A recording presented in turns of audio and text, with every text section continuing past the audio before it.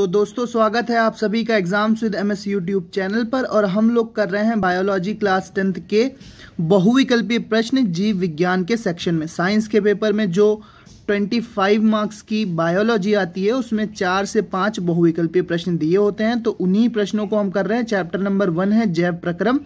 तो अगला प्रश्न है 20 करा चुके हैं, उसको वो आपको दूसरे वीडियो में मिल जाएंगे 20 क्वेश्चन।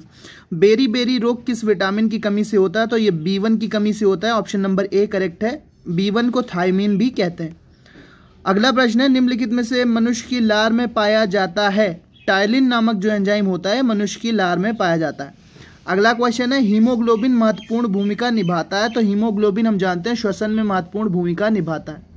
अगला प्रश्न है ऊर्जा की मुद्रा क्या है? डीएनए नहीं होता है ऊर्जा की मुद्रा, आरएनए भी नहीं होता है, क्लोरोफिल भी नहीं होता है, एटीपी होती है। सी ऑप्शन वाला, सी ऑप्शन करेक्ट है हमारा। जो ऊर्जा की मुद्रा है वो क्या है? एटीपी।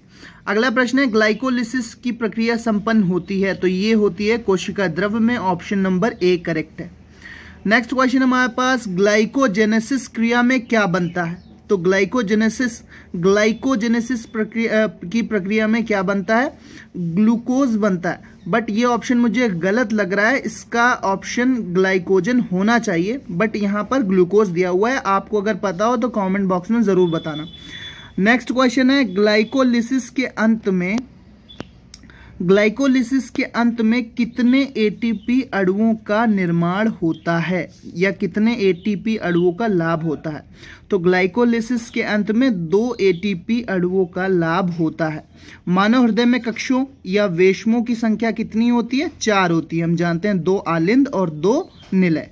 मानव हृदय में वेशमों या कक्षों की संख्या, जो चैम्बर्स होते हैं ह्यूमन हार्ट में, वो होते हैं टोटल 4, 2 आलिंद और 2 निलय।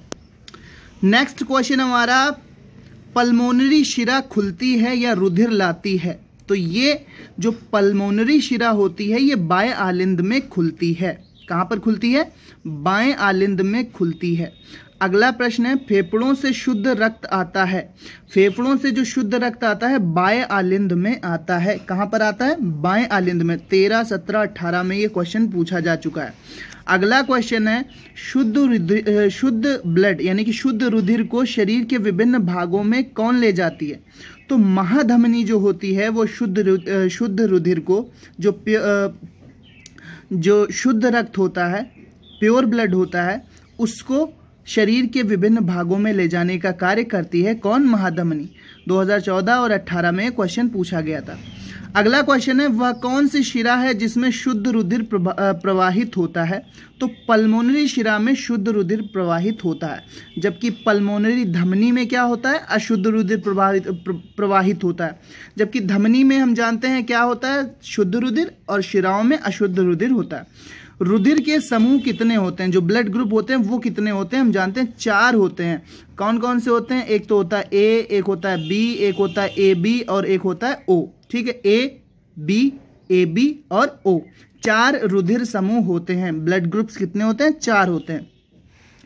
रक्त का लाल रंग किस पदार्थ की उपस्थिति के कारण होता है? तो रक्त का लाल रंग हीम के कारण होता है।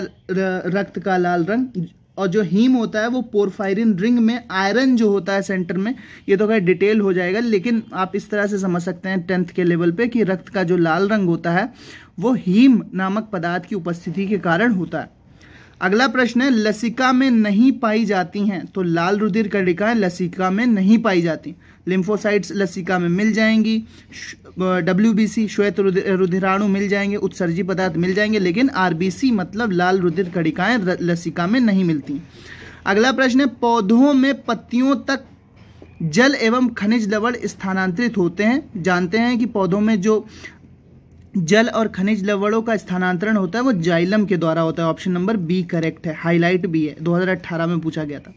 पौधों में पादप में जाइलम उत्तरदायी है तो जल और खनिज लवणों के परिवहन के लिए, तो यहाँ पर जल का वहन या जल का परिवहन, ऑप्शन नंबर ए करेक्ट है।